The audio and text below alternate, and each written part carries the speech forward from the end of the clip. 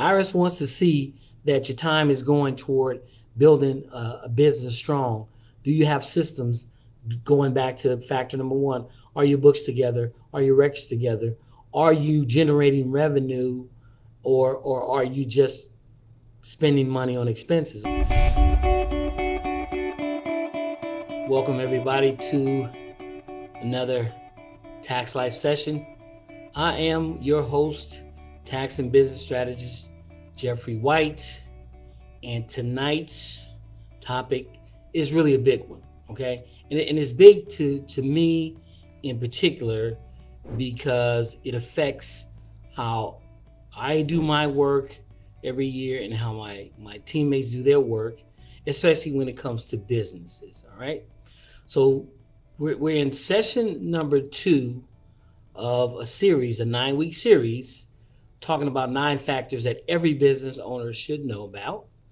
And these 9 factors are 9 factors that the IRS uses to determine whether a business, in their eyes and in their logic and in their law, is a real business or just a hobby. Okay? And this is important if you have a business, whether it is a big business or a small business, okay? And it's important to me because I've experienced this firsthand in some ways as a tax professional when I have had to represent clients at the IRS, and the contention at the IRS was, is their business real, and can they document their business as a real business? So it's important. If you can remember, the first week in our first session, we talked about the first factor that the IRS looks at, which are your books, your records, and your systems. And this week is an actual carryover, and it's progressive in this 9-week series. And in this week's topic is talking about your time and your effort that you work in your business, okay? The last session, if you remember, we talked about one of my clients named Jasmine. She was a hairstylist. She was making really good money, busy every single week. But when the IRS sent her a letter and they asked her to document how her business was run and how it was operating, and she didn't do so well, and she lost, in other words, in her audit, because the fact that she could not document how her business worked and how it operated. And so that was the first factor. So that was really, really important. Now, every single session, we're going to talk about the new factors. And in this session, your time and your effort is the factor that the IRS looks at to prove whether you have a real business or a hobby. All right. And we also looked last week at the 2 types of taxpayer identities when it comes to taxes and your tax life. We talked about tax filers who are reactive, and we talked about tax recorders who look at their records on a periodic basis. They keep good books. They have systems that they operate their business, best business practices, if you will, and they usually do well when it comes time if they're ever audited, okay? So if you missed that session, it's probably a good idea to go back and watch it, maybe take some notes. It's foundational to what we're talking about going forward. Okay, that's the bedrock of these 9 factors, if you will, and then we're going to move on to factor number 2. And this one really hits different. It's a little bit more personal to me because this factor is really about what the IRS watches really, really carefully, all right? And the main thing that they're watching is your time, okay? And what I want you to understand in today's conversation is that a lot of people think because they have a business and they're operating in their business and they're busy and they're active, that, the IRS is going to automatically think that business is real. Well, not necessarily, okay? They think the IRS is going to call it a business, but that's not really how it works, all right? And I want you to understand that the main thing they're looking at is how you spend your time in your business in this factor, okay? And I want you to know what their logic is when we talk about this, and I want you to listen carefully, all right? So the IRS reasons that if you're serious about making money and you go into a business and you're going to put in the required amount of time to make it successful and profitable. You're going to show up consistently and you're going to treat it like it's a real business. Okay.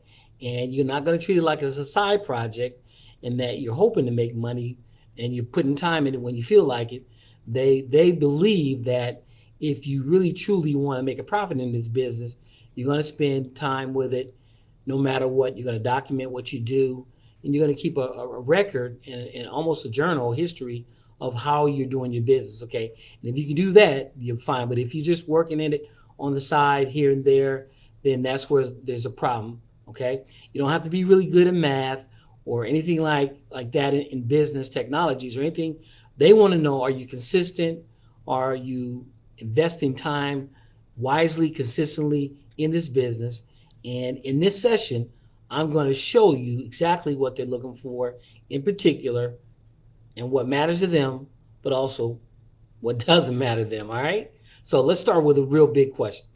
And I want you to be honest. If you have a business of any sort, or if you're an independent contractor, if you're a tradesman, if you're a hairstylist, if you're lawn care, if you're doing legal services, if you have a business, and especially if you're claiming that business on your tax return, I want to ask you a serious question. I want you to be honest, okay? How much time and how many hours do you actually work in your business? Okay, I want you to answer this question honestly and not, when I say working in your business, not thinking about it and not scrolling the internet and looking at businesses like yours for related content or not talking about it with a friend, but actually sitting down and working in marketing, doing social posts, maybe serving clients, developing your offer, tracking your numbers, things that business do, building something. How many hours a week do you work in your business? All right. Is it 1 hour? Is it 2 hours? Is it five? Is it 10? Just give me a number. All right. In the comments, just shoot a number. 5, 10, 20, 1. All right. If you're not sure, and that's probably a good thing if you're honest about it, and you're not sure, well, then being honest about it and saying even not sure in a comment, that's the first step in kind of getting this thing in order. All right. But I want you to know, because of the time that I've spent in the profession over 30 years, and sometimes the frustration that I feel as a tax professional, I can tell you that most people that have businesses, especially if the business is not their main source of income, most people who have businesses, they spend their time um, working in the business when they do, but seldom do they spend enough time working on the business. Okay. And the IRS, they can tell the difference. Okay. And they tell the difference by how you document your time. All right. So let's talk about what matters to them. Let's first start off with a story. All right. I want to introduce you to someone named Marcus. Now, Marcus is a client of ours. And when Marcus started his business, he was really excited. He was watching all kind of videos. He decided that he wanted to go into an Amazon business and be what they call an Amazon FBA, right? And he wanted to start selling products. And he was sold on the fact that this Amazon business and the product that he had was, in particular, was going to do really, really well in the open market. And it was something that, in particular, men were really clamoring for, and he had just the right recipe, right? And he was going to sell his products online and make what they call passive income, okay?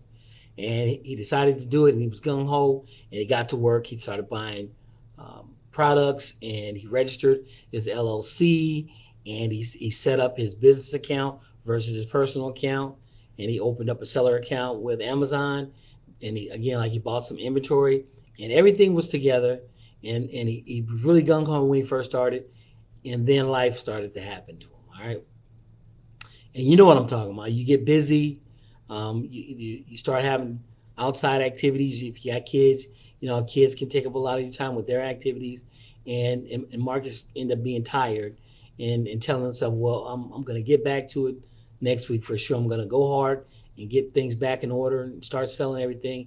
And then 1 week turned into 2 weeks, and then 2 weeks turns into 3 weeks, and then all of a sudden months go by, and Marcus didn't really do anything in his business the remainder of the year. All right, and he didn't list any products, he didn't run any ads. These are things that you have to do when you're in sales, and no real sales were really made. Okay, so the real big thing about this conversation today is what happens when tax season comes around. And it always comes around.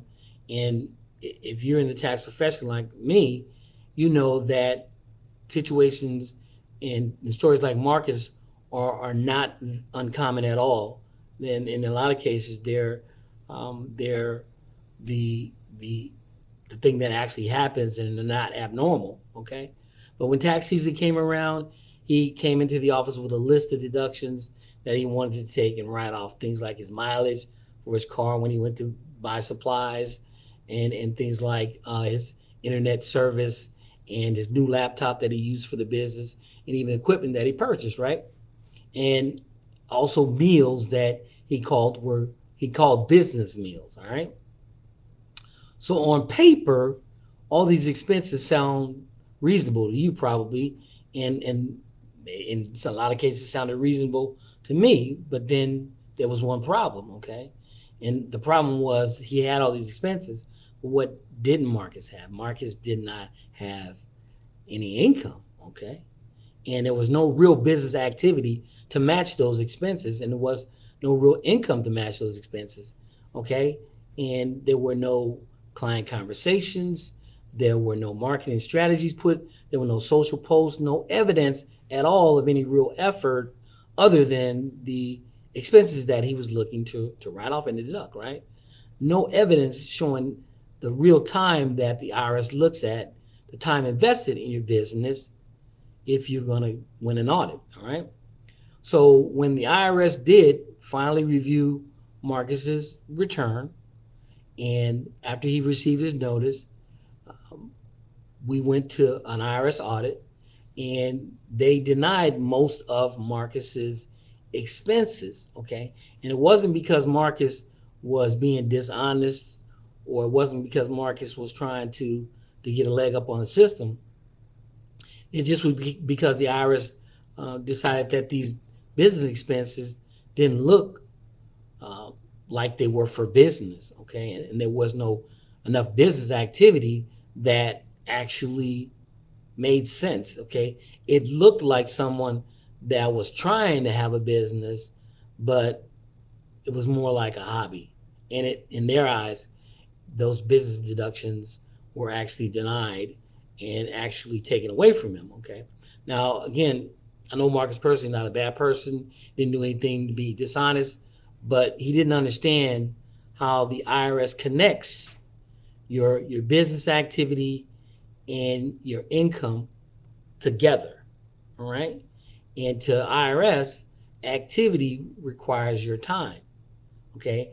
And when you spend the time and invest the time, that shows your intent, and your intent to make a profit in the business is the one thing that the IRS says you need in order to make and claim and get those deductions for those expenses. Okay. And so they deemed that it was not a real business, it was a hobby, and his expenses were denied. So that it doesn't happen to me often, but when that happened, that really touched me. I haven't had that many audits in the 30 years. As a matter of fact, I just told somebody today that in 30 years I probably went to about 7 audits, okay, actual physical audits, and then obviously people get reviews and paper audits all the time that are basically just asking for more information. But in the 30 years in my profession, not many times have I gone to an audit, and in the audits that we did when it was based on the fact that these factors the first two that we talked about so far, and then the other seven were all in some way sufficient for the IRS to say, hey, this business is real business, these expenses are allowable, and we're going to close the case. All right. So let's talk about what the IRS actually looks for under this second factor, your time and your effort, okay? Because it's not what most people, most taxpayers think about, right? They're not looking for you to be full time. They know that. You know, people have main jobs. They also know that the gig economy is really becoming big ever since COVID. Okay, you know, people have jobs that are, you know, taking up most of their time and families and other responsibilities, but they are looking for this. They're looking for how much time do you invest in your business? Okay, because again, time that you invest in your business reveals intent for them, and intent to make a profit is one of the main factors the IRS looks at to determine whether a business is real. All right. And in specific, they look at three things, which I'm going to tell you about. All right. So the first thing they look at is trying to determine if your business is real or hobby is they look at your consistency. Are you consistent in your business? Okay. Are you showing up regularly whenever you feel like it? Okay. And I can tell you that as a business owner, when you're trying to make money and trying to make a profit, you can't show up when you feel like it. You got to show up all the time. You got to be the first in. You got to be the last out.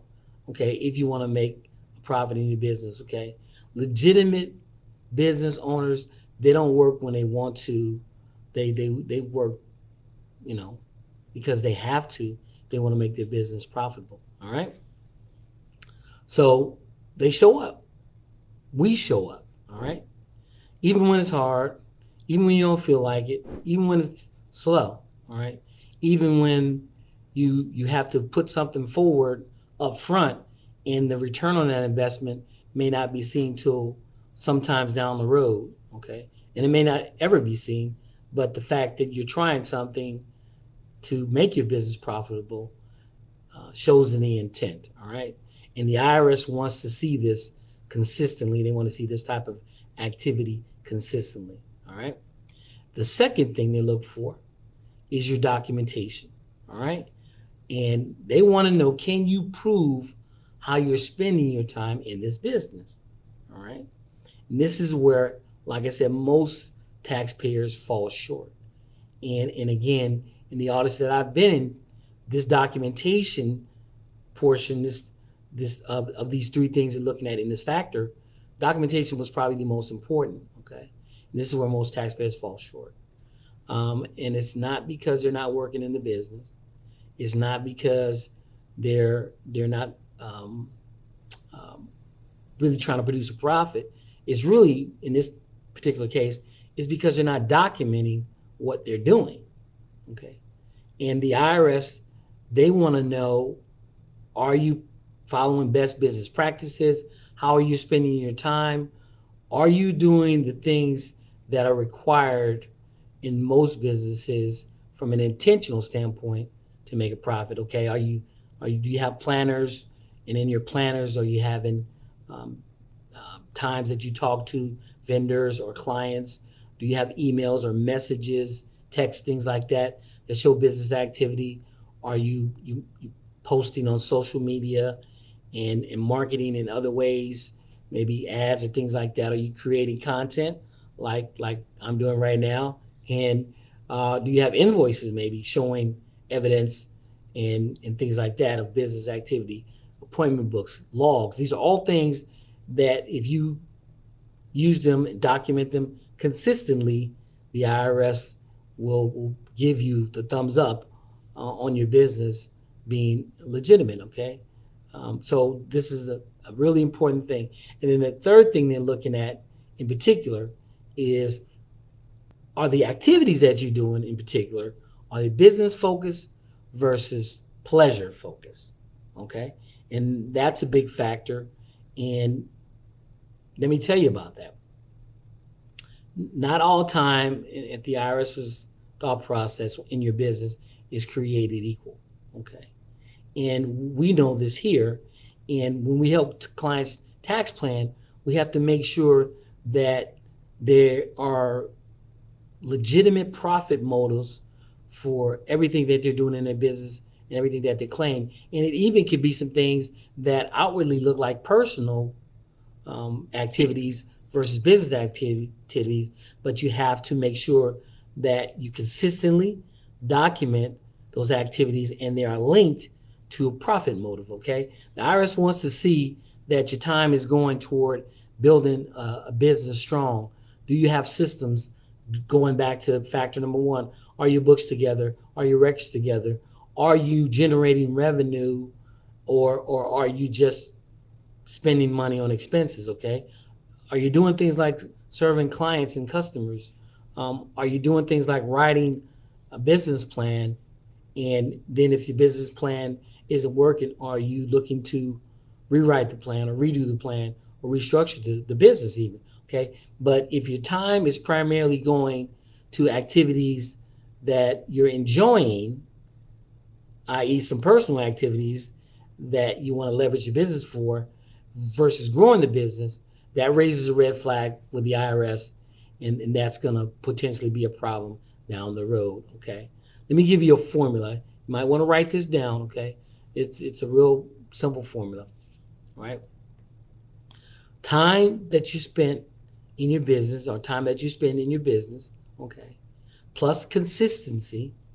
Okay, plus documentation equals the business's intent in the IRS's eyes. Okay, right? How you spend your time. Are you consistent with spending your time in a business manner with business activities? And then are you spending your time consistently and then documenting it on a consistent basis? All right. So if you do that, you're going to be in really good shape if you ever audited. Okay. Now, in our last session, we identified two types of taxpayer identities. All right. We identified the tax filer, which is someone that is reactive and they wait till the last minute to do their taxes and their books and their record keeping. And they have no systems. And then we talked about the tax recorder. Okay, and the tax recorder again is someone that in their business is really consistent in working and knowing their numbers. They keep really good books. They record things in their business activities on a regular basis, and then they document and make sure that they have systems in place. All right. Now, in business, there are also two types of taxpayers when it comes to time investment. All right. And we developed this at Tax Life because we want these factors that we're talking about, these 9 factors, and we're on factor number 2. We want these 9 factors to be the foundation of every business and every client that has a business of ours. We want them to be foundational. Okay. And I truly believe, and we truly believe, that if you have a business and you are following, you don't have to, it's best to follow all 9 factors that we're going to talk about.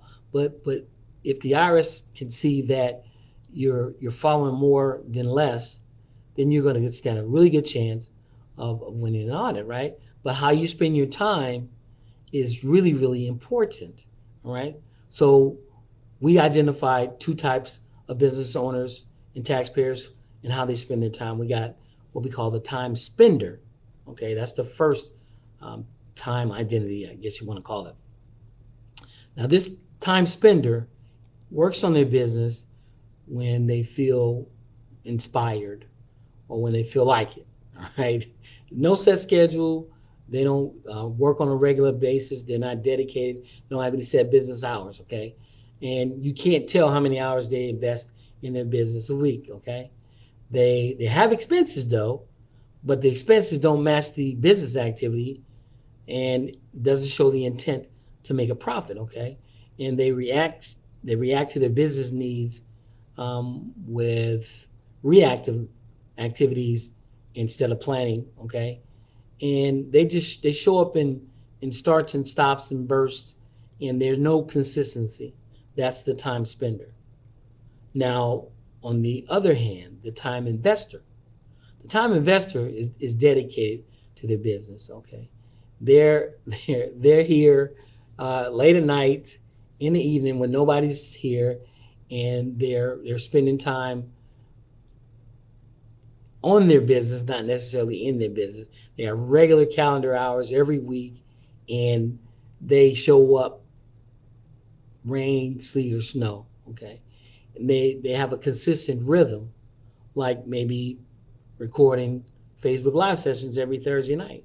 All right, and they just don't show up in their business a few hours per week. They're really consistent. Okay, there's a trail of their activity, and it's in emails, it's in social media posts, it's in Facebook Live sessions, it's in YouTube videos, it's in appointments. Okay, and they show up and they go hard. We go hard every week, every day that we're here because we want our business to profit.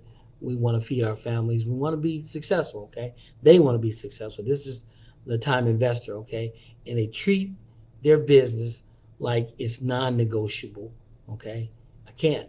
There's no decision to quit or give up or not show up, okay? It's a non-negotiable appointment that they make every morning when they get up saying, I'm gonna grind on this thing, even if it's a part-time business, okay?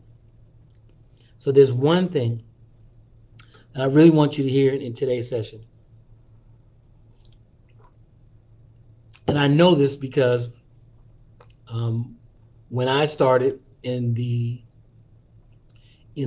tax business, I started part time. I worked part time for H&R Block for 6 years, and it wasn't my business so much, but it was my intent to one day have my business, and so I worked there for 6 years part time, like it was a business, and I would grind, and when they ever needed me, I was there. I want you to really hear this, right? You don't have to be full time. You don't have to be a time investor, like we call it here at Tax Life. But you got to be intentional, okay? You got to be intentional, right? And you got to be consistent, okay? Now, I know that all businesses don't make money, and all business owners' attempts at starting business and running businesses are not going to be successful. I know personally because I failed more times in business than I succeeded. Okay. But when we're talking about this factor about how your time and your effort is spent, you have to show a trail of time and effort to run the business and make it successful and profitable.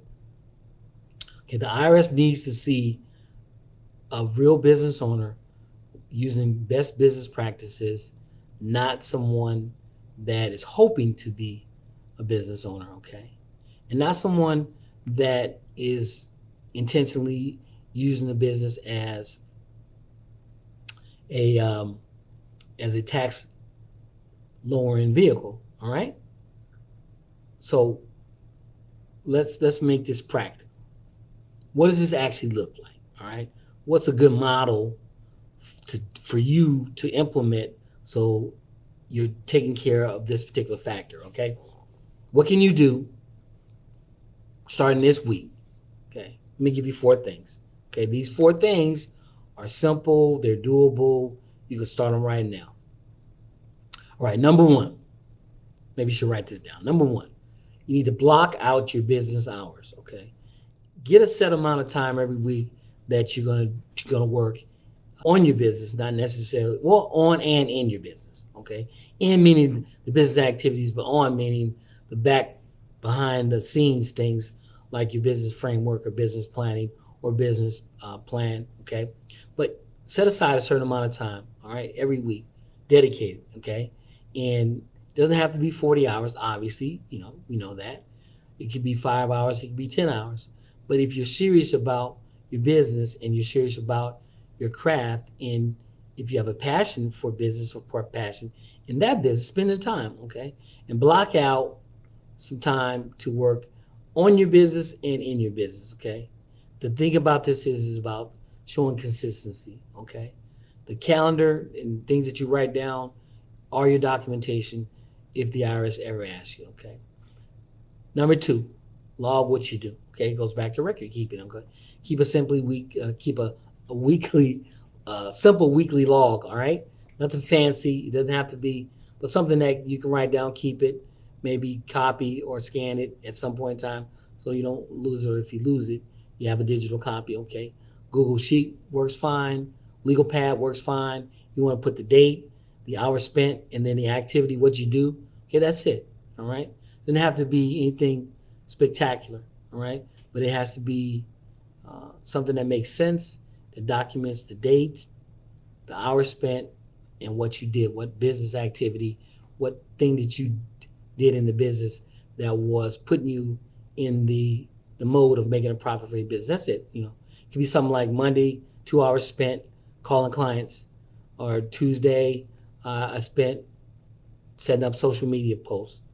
Um, Something as simple as that, okay? I posted, updated my pricing. I review my business plan. It'll say if you're a real estate owner, I looked at if you're investment real estate owner, right? I went and visited a property, or I looked at some potential properties to purchase, okay? But document, document, document. Okay. Number three, save your stuff. Save it. Show your proof. Show you have it available for you. Okay. If you write on paper, again, copy it, digitize it. All right. Send an email. Okay. To yourself in a folder. Okay. But also document things that you do by email. Okay. If you writing client an email, document that. That shows time that you spent in the activity. That's your evidence. All right. Every invoice you create, copy it, scan it. That's time and evidence, okay? Where we are creating a trail that shows that you are moving forward in your business activities and trying to produce a profit, okay? Every time you do some marketing, every time you attend a training session, every time you give training, every time you make a business call, save that, write that down, document it, however you can show proof of it, take your screenshots, um, keep records, all right? Again, that business activity, you need to show proof. And you could use simple things like your folders on your desktop, Google Drive, but document and show that proof and have it available. Okay. Now, the fourth thing, you need to be consistent in the time that you spent, okay, even when things are slow. All right. And that one thing, in this factor, this one thing, this fourth thing that the IRS is looking for, it shows them more so than anything else your intent. All right, it's the IRS. They notice patterns, and if you slow down when your business slows down, then they're going to notice that. Okay, but if you keep going, even when business is slow, meaning when you're not making any money, but you're still going and you're still documenting, that shows them intent. And intent, no one can tell you what your intent is, okay? But you can show other people what your intent is when you document, okay? No one knows how to read your mind if there's no proof of it. You can say all you want to say, but words don't really mean anything to the IRS. But document and papers show intent and show what you're trying to do, all right? But when things get slow, you keep moving, okay? Don't treat it like a hobby, treat it like a business. Keep marketing, keep pushing. We used to have this saying, and I still use it from time to time. It's acronym ABM. ABM stands for always be marketing, okay? Always have your business cards on you, always have a flyer on you, and every chance you get, you're marketing, you're putting a flyer in somebody's hand, you're putting a business card in somebody's hand, that shows intent, okay? Consistency, even when it's slow, is one of the strongest signals that you're intending to make a profit in your business, okay? So I want to leave you with a few things before we close out this session, all right? Most people, most taxpayers, most business owners, they think that just because they have activity in their business that they've got a real business. And yes, they are operating a business, but there are two sides to a business. Okay, I want you to hear this carefully because I experience this all the time. I have clients that are technically great at what they do from the standpoint of operating the business, doing what they do, paint houses really well. They they fix cars really well. They do hair really well. But that's one side of business. The other side of the business is what happens when the business or the operation is stopped, and that's the back office stuff I call it. Okay, and you've got to be just as intentional and become just as proficient in the back office things as you are in the craft of doing and operating what you do. Okay, and but most taxpayers, they think if they're doing the thing that they're good at, then they're doing their business, and they are. They're just not doing it comprehensively and wholly. They're doing a portion of it. All right, and the IRS can tell that, and that could be a factor that they look at to determine whether your business is a real business or a hobby. Okay. Now, I believe, and we believe here at Tax Life, that business owners, they're going to find time, those that want to really show the intent to make a profit, they're going to find time to run their business, okay? They're going to make time. We make time, all right, for our businesses, no matter how small they are, okay? Don't start it if you don't want it to be successful. There's no guarantee that it's going to be successful, but the intent that you put into it and the activities that you do will move you towards success, or it'll give you the knowledge of what not to do on your next attempt at starting a business. Okay, but when you invest your time consistently in your business, typically you're going to get better at it. All right, you're going to serve your clients better. You're going to know your numbers. Okay, what's my income? What's my expenses? Am I making a profit? Is this business a viable business after so many months or years of maybe not making a profit? Maybe it's time to put the shutters on it and close it down. But if you don't know your numbers, you'll never know that for sure. Okay, when you start knowing these things, your business should grow.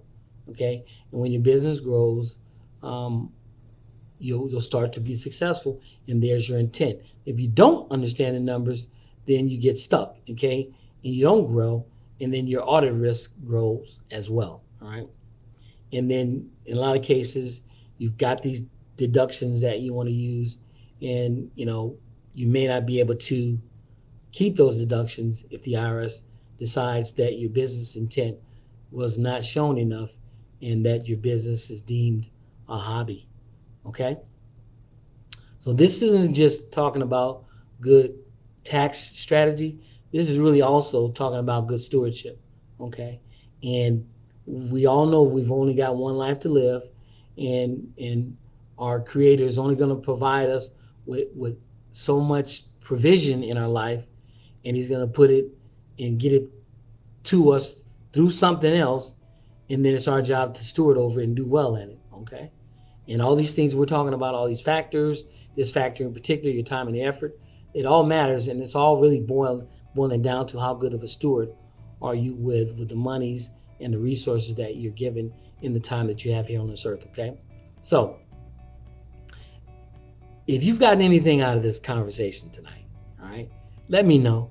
All right, if you think you can start one habit that we talked about in this session about time and how you spend it, or your intention, or your effort. Okay, if you got one thing out of this, let me know. Okay, one shift that you want to make in your business, whether it's your full-time business or your side business. Okay, let me see a comment. Drop the word time or effort in the comments. Okay, this tells me that you're trying to make a commitment and that you're going to make sure that you are intentional about the business and intentional about how you spend your time and your effort in your business. Okay, it also tells me that you are committed to becoming what we call a time investor versus a time spender. All right, so let me know this, and let's get ready for our third factor. In our next session, our third factor out of these 9 is going to be profit motive and strategic intent. All right.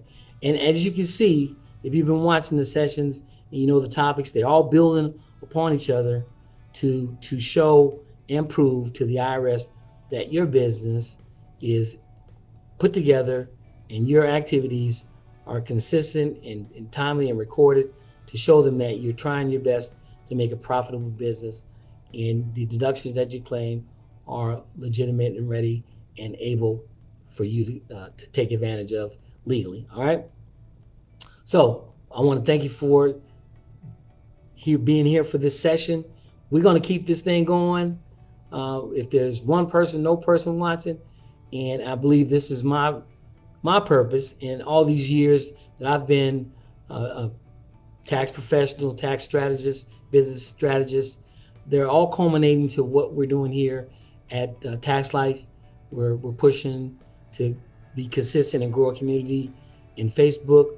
We're trying to be consistent and put our educational spin about tax life on YouTube. We're going to be doing some training this coming spring and fall, and spring, summer, and fall. Okay, we're going to be pushing the envelope and trying to get the word out that tax planning is better than tax preparation alone. All right, so I appreciate you visiting and watching whenever you watch this. And as usual, I like to ask you to ask yourself, what's my dream?